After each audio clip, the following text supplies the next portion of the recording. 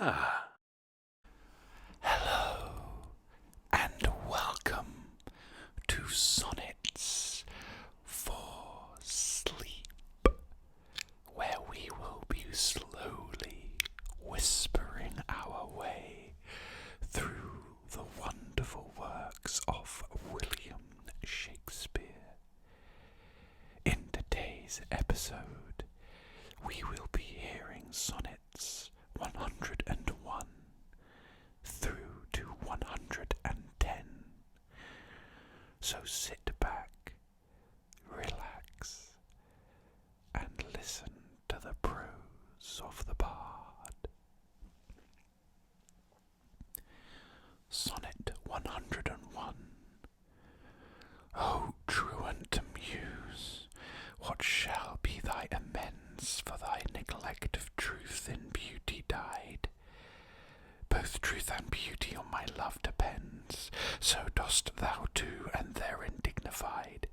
Make answer, muse, wilt thou not haply say, truth needs no colour, with his colour fixed, beauty no pencil, beauty's truth to lay, but best is best, if never intermixed. Because he needs no praise, wilt thou be dumb? Excuse not silence so, for it lies in thee, to make him much outlive a guilt, and to be praised of ages yet to be. Then do thy office, muse, I teach thee how to make him seem long hence as he shows now.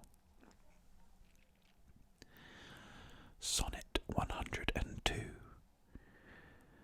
My love is strengthened, though more weak in seeming. I love not less, though less the show appear. That love is merchandised, whose rich esteeming the owner's tongue doth publish everywhere. Our love was new, and then, but in the spring, when I was wont to greet it with my lays, as Philomel in summer's front doth sing, and stops her piping growth of riper days. Not that the summer is less pleasant now, than when her mournful hymns did hush the night, but that while the music burdens every bough, and sweets grown common lose their dear delight, therefore, like her, I sometime hold my tongue, because I would not dull you with my song.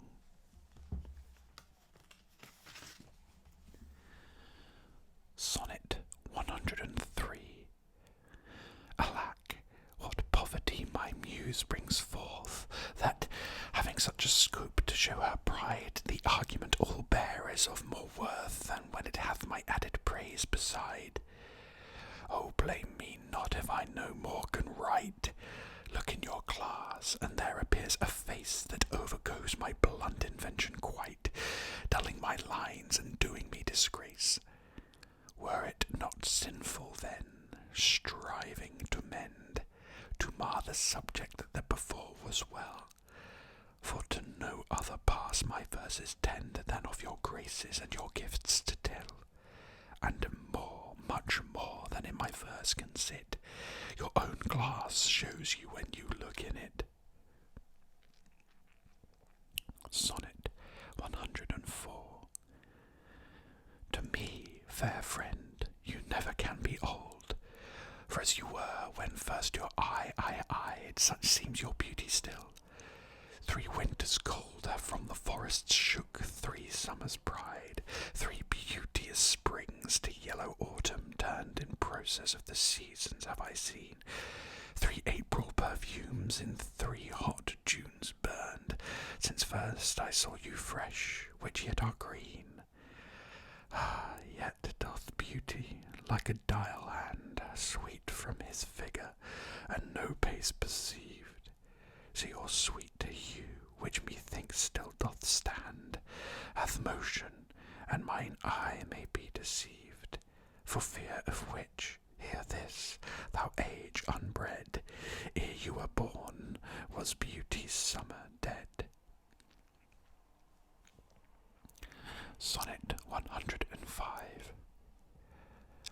Let not my love be called idolatry, nor my beloved as an idol show, since all alike my songs and praises be, to one of one still such and ever so.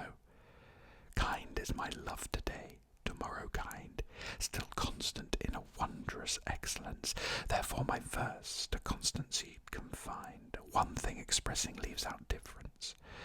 Fair, kind, and true is all my argument. Fair, kind, and true varying to other words, and in this change is my invention spent. Three themes in one, which wondrous scope affords. Fair, kind, and true have often lived alone, which three till now never kept seat in one. Sonnet 106. When in the chronicle of wasted time I see descriptions of the fairest wights, and beauty making beautiful old rhyme in praise of ladies dead and lovely knights, then in the blazon of sweet beauty's best, of hand, of foot, of lip, of eye, of brow, I see their antique pen would have expressed even such a beauty as you master now. So all their praises are but prophecies of this our time, all you prefiguring, and, for they looked but with divining eyes, they had not still enough your worth to sing. For we, which now behold these present days, have eyes to wonder, but lack tongues to praise.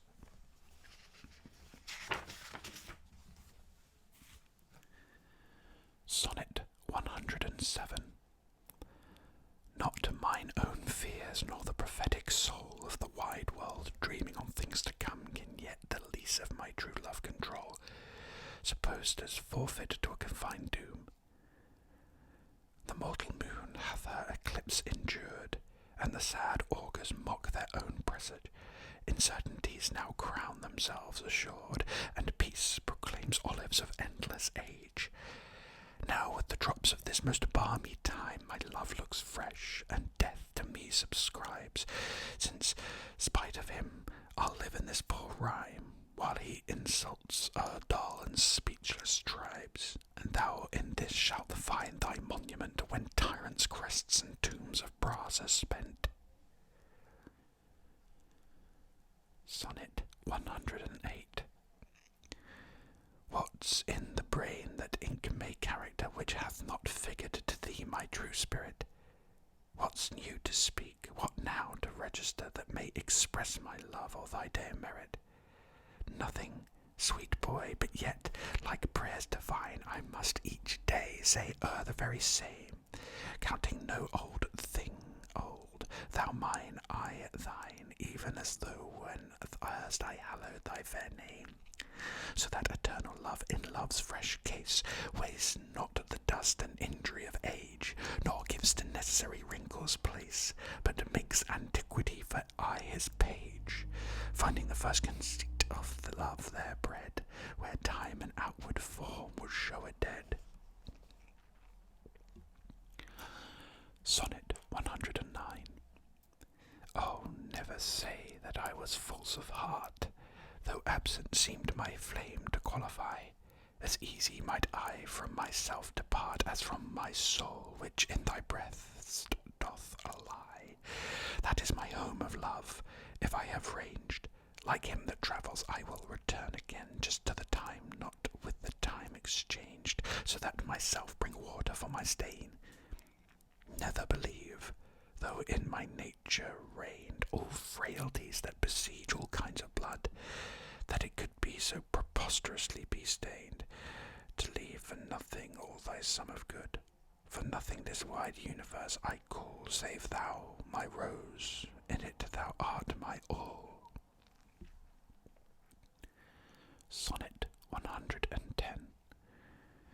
Alas, 'tis true, I have gone here and there, and made myself a motley to the view, cored mine own thoughts, sold cheap what is most dear, made old offences of affections new. Most true is it that I have looked on truth, askance and strangely, but by all above, these blenches gave my heart another youth, and worse essays proved thee my best of love.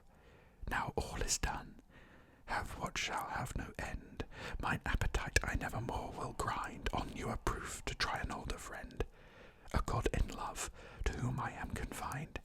Then give me welcome, next to my heaven the best, even to thy pure and most loving breast.